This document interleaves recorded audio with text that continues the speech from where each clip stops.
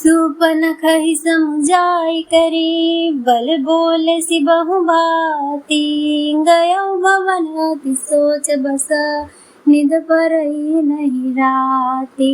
अर्थात उसने शूर्पणखा को समझाकर बहुत प्रकार से अपने बल का बखान किया, किंतु वह अत्यंत चिंतावश होकर अपने महल में गया।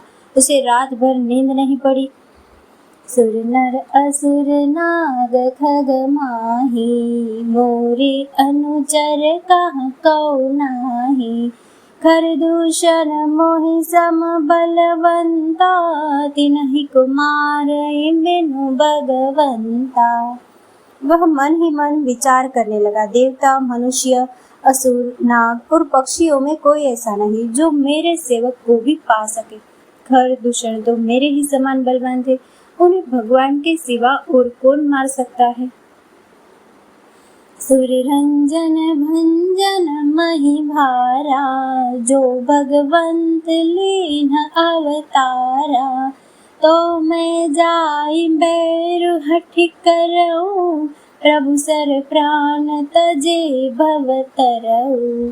देवताओं को आनंद देने वाले और पृथ्वी का भार हरण करने वाले भगवान ने ही यदि अवतार लिया है, तो मैं जाकर उनसे हठपूर्वक बैर करूंगा और प्रभु के बाण से प्राण छोड़कर भवसागर से तर जाऊंगा। होई ही भजन न तामस देहा, मन क्रम बचन मंत्र दृढ़ एहा।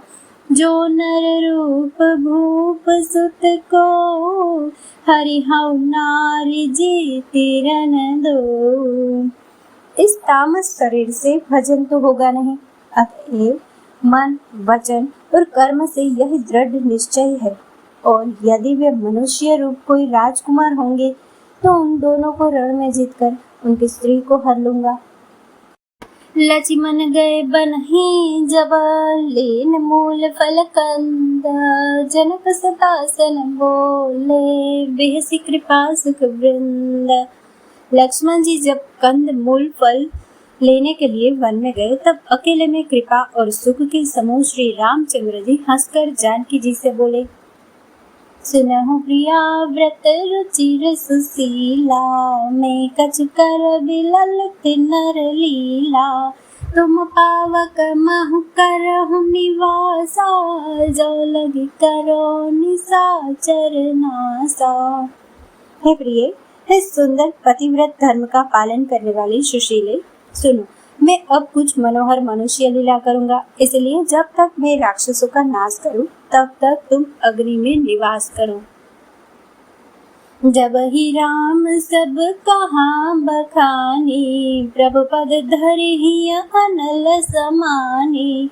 निज प्रतिबिंब राखिता सीता, ऐसा शील रूप सुबिनीता।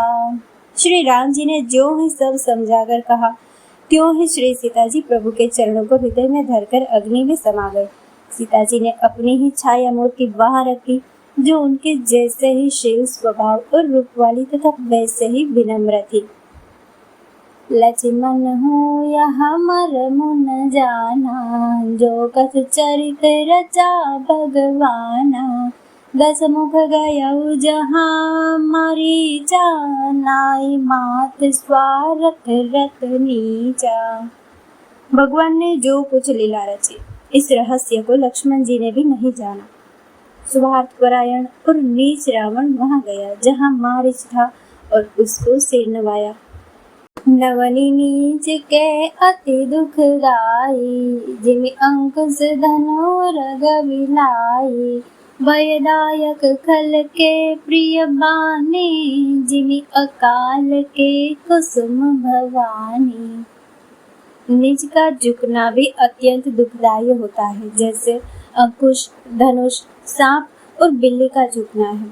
हे भवानी, दुष्ट की मीठी वाणी भी उसी प्रकार भय देने वाली होती है, जैसे मीना ऋतु के फूल।